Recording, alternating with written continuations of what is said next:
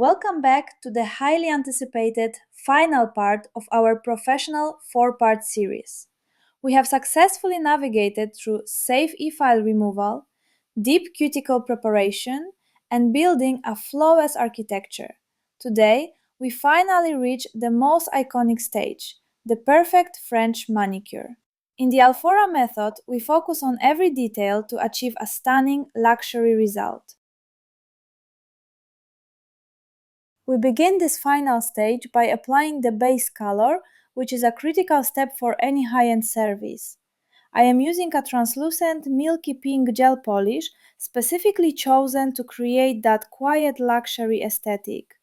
This specific shade is designed to blur minor imperfections on the natural nail while maintaining a light, airy, and very natural appearance. Notice the precision of my application near the proximal fold. Because we spent so much time perfecting the architecture in the previous video, the product flows effortlessly across the smooth surface. I am applying a very thin and perfectly even layer to ensure our canvas is flawless for the upcoming smile line. In the Alphora method, we avoid bulk at all costs. We want the transition at the cuticle to be so soft that the growth remains nearly invisible even after several weeks of wear. When you work with these shades, the brush pressure is everything. Use long, fluid strokes to guide the gel into place. Check the reflection of the light. Your highlights should be perfectly straight before curing. This clean foundation gives the manicure that expensive professional salon finish that high-end clients truly appreciate. It is important to understand why I choose a tinting gel polish over a milky gel base instead of using standard camouflage gels. This technique is a major part of the Alphora method because it allows for incredible precision. I can apply the color much closer to the cuticle and side walls without worrying about future lifting. The material is easier to control, ensuring a thin and clean application. Furthermore, this approach makes future corrections much faster, since I only remove the color layer, keeping the structural foundation perfectly intact. Now we proceed to the technical execution of the French smile line. In the Alphora method, we focus on manual drawing because it allows for total control over the geometry of each individual nail. Every finger has its own natural asymmetry, and the freehand approach is the only way to balance those proportions effectively for a truly professional look. For this process, the choice of tools is critical. I use a liner brush with a medium to long hair length. This specific length acts as a stabilizer, helping you draw long, continuous curves without interruption or shaking. The white gel paint must have an extremely high pigment load. This ensures that you get a crisp, opaque white in a single thin layer. Avoiding thickness is our main goal here, as any extra volume will create a visible ridge that ruins the refined silhouette of the nail. Before the brush touches the nail, ensure your hand is perfectly stable. Anchor your pinky finger firmly on the client's hand or your working surface. This physical connection eliminates micro shaking and gives you the precision needed for a clean stroke. Start by marking the height of the wings on both sides. These points must be mathematically level. If one wing is even slightly higher than the other, the entire design will look tilted, even if the curve itself is perfect. The technique involves drawing from the side walls toward the center. Don't try to draw the entire smile in one quick motion. Instead, work in controlled sections with deliberate movements. Use light pressure at the start and maintain it as you move toward the middle of the free edge. This helps the paint lay down evenly without creating streaks. The depth of the smile line should be proportional to the nail bed. A standard rule is to follow the natural curve of the fingertip, but you can adjust it to visually elongate the look.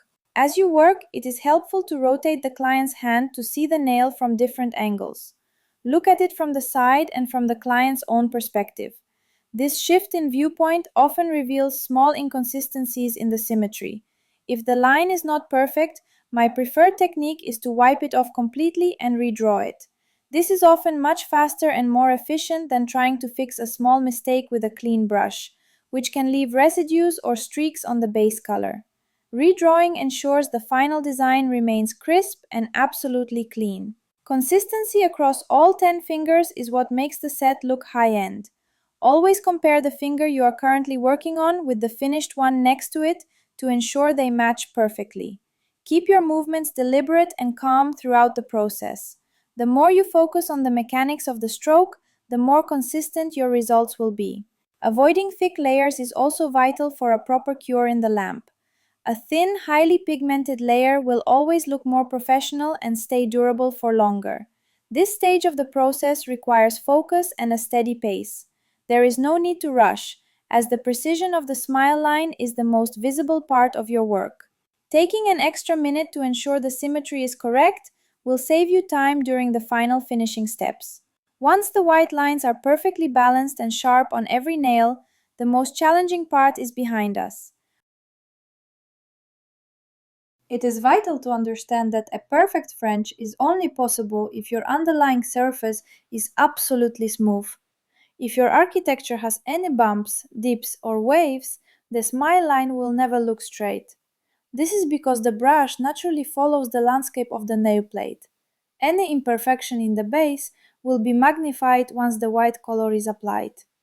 I prefer using a dense white gel polish for this stage.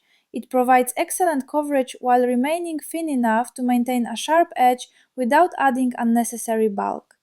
Always remember that the quality of your French is 80% dependent on the quality of your previous architectural work.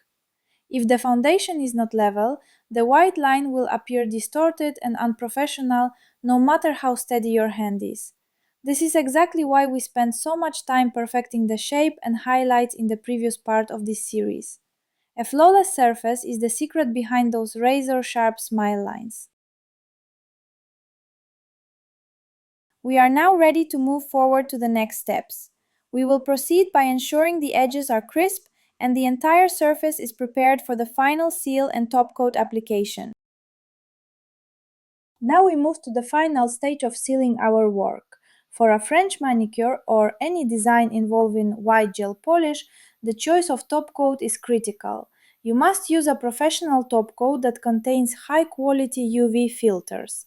These filters act as a protective shield, preventing the white pigment from turning yellow or dull over time due to sun exposure or daily wear. If you are not sure about your current product, there is a very simple way to check. Place a drop of the top coat under your curing lamp. If it glows with a bright blue or violet tint, it means it contains the necessary UV filters. This blue glow is exactly what keeps your whites looking fresh and bright until the next appointment. However, a true professional should always have both types of top coat in their arsenal, those with UV filters and those without. Have you ever wondered why we specifically need a top coat without any filters? While filters are perfect for white and neon shades, they can actually change the appearance of darker colors. In the Alphora method, we understand that using a top coat with filters over dark shades like black or deep burgundy can give them an unwanted blue or hazy reflection. This is why we choose our products based on the specific color palette we are working with. When applying the top, ensure the layer is thin and perfectly even. Just like with our base, we want a straight, continuous highlight.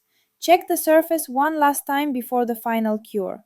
A smooth finish ensures that the final sharpening of the edges will be precise, leading to that signature razor-sharp look. Finishing the thumb top coat now, only internal filing and final free edge sharpening remain. Now we proceed to the final shape refinement. I work on each hand individually, completing the internal filing and the hand filing before moving to the next. Starting with the first hand, I use a carbide bit to clean out the underside. Since these nails are straight and didn't need correction for downward growth, we only need to remove a small amount of material to ensure a thin, elegant edge.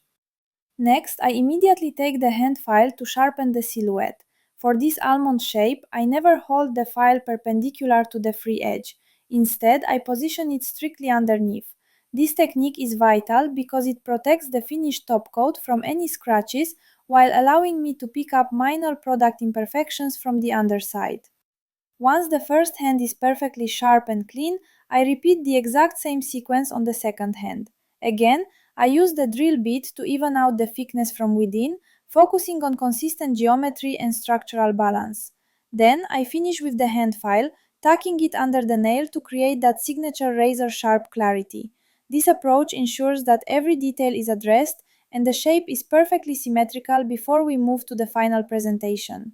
I pay close attention to the corners, making sure they are crisp and mirror each other perfectly. By keeping the file moving in fluid strokes underneath, we enhance the design without adding any unnecessary bulk. This technique ensures the top remains clean while we create the ultimate sharp edge. The result is a look that is thin, strong, and flawless. Our transformation is almost complete. As this is a brand new channel, your likes and subscriptions are incredibly important for my growth. Thank you for your support. I finish by using a standard wet hand wipe to remove all dust from the fingers and from underneath the nails. This is the moment where the final result is revealed once the skin is clean. Notice how the natural pink base and the white smile lines look clean and crisp under the light. The architecture is smooth, and our final sharpening created a thin silhouette. This entire set, including the French design, took only 1.5 hours. The client is happy, and I am satisfied too. However, I am never 100% satisfied with my results, and I never will be. This is a curse of my character, but I don't dwell on it. Instead, I use it as a stimulus. To finish the procedure, I apply a small amount of oil and hand cream to hydrate the skin after the filing. This concludes our 4-part video series. Thank you for your support and for watching until the very end. See you in the next video.